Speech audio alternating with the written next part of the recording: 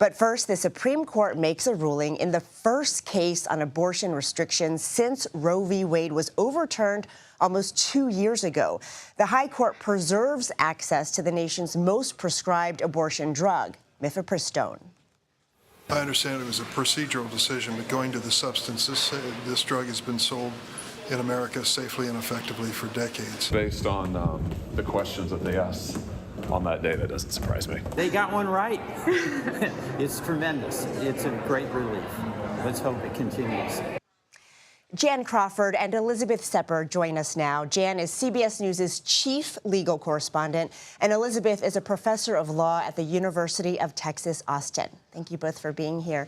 So, Jan, this case was not about the FDA's approval of the drug. It was not about how accessible it should be. It was about whether the plaintiffs had a seat at the table at all. Can you help us understand that?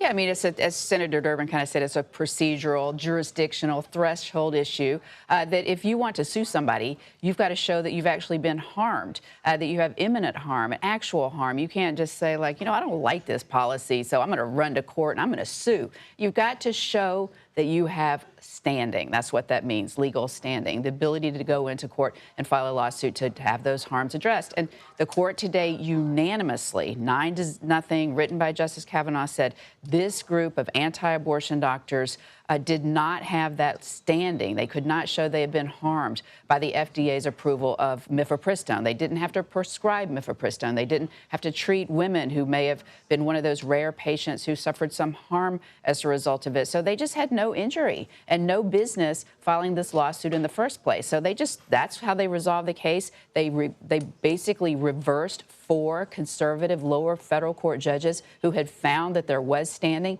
and then went on to the bigger question that you just pointed out about how, the FDA, the lower court had said the FDA really did a flawed process when it approved Mifepristone. So the court didn't have to get to the merits. They just said at the outset this group had no business being in court. And as you mentioned, this was a unanimous decision. How significant is that for a case that's pretty controversial? Right. I mean, you think of the abortion issue obviously is divisive, and this certainly has divided this court like it's divided the country. But this ended up being a very straightforward issue, a jurisdictional issue that they all came together on. And I think to see unanimity on a case where abortion is an underlying issue, it really is interesting, but not surprising. The arguments, I thought, were clear that the justices did not believe this group belonged in court suing the FDA.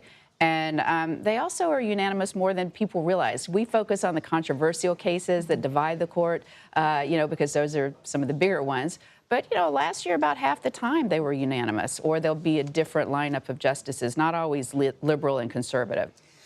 And Elizabeth, in the opinion, Justice Kavanaugh wrote, quote, "The plaintiffs have sincere legal, moral, ideological, and policy objections to elective abortion and to FDA's relaxed regulation of Mifepristone. But those kinds of objections alone do not establish a justiciable case or controversy in federal court." So I wonder, are there plaintiffs in other cases that do fit those guidelines?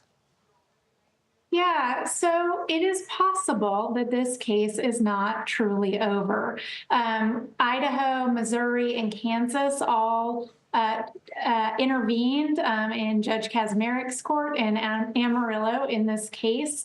And from the Supreme Court, it will go back to Judge Kaczmarek. Now, he might dismiss their complaint, but we may see states try to sue and challenge the FDA's regulation of Mifepristone and maybe even the approval of Mifepristone dating back to 2000. I think there are warning signs in this opinion. A lot of the state standing argument is based on some of the same arguments we saw from these physicians. Things like it makes insurance premiums go up, or we have all sorts of conjectural arguments about harms that might be caused to people from taking medication abortion. So these may be unsuccessful, but it's fairly plausible that we will see new complaints filed from different parties, in this case, probably some conservative states. And Elizabeth, I know a lot of women at home are probably wondering, well, what does this mean for me? Can you help explain, that it doesn't mean everything's a go and that all the hurdles are gone for getting this drug? Right. It means that mifepristone, the drug used in a 2-pill regimen and now used in about 63% of abortions, is available across the United States, but it is not legally available in abortion-banned states. So it is clear that people in abortion-banned states are receiving mifepristone via the mail. They're ordering it on the internet. They're going to telehealth through other states or countries.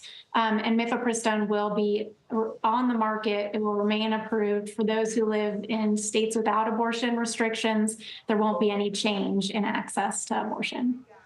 And Jan, Elizabeth alluded to this, but there are other cases coming up that deal with abortion. Can you talk about what those are about? Right, and there's one big one we're waiting on from Idaho. The Biden administration is arguing that Idaho's strict almost near ban on abortion is at odds with a federal law that requires hospitals to get certain federal funding to provide emergency treatment for patients who need stabilizing treatment. And they're saying that that's at odds with Idaho's ban because doctors may feel like their hands are tied and they can't treat women who would come in and may need an emergency abortion, to protect their health.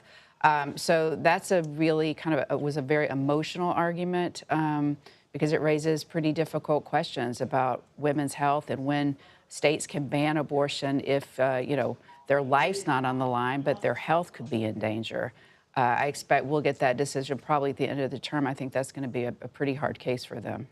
That decision and so many others in the next few weeks. Thank you so much, Jan Crawford and Elizabeth Sepper.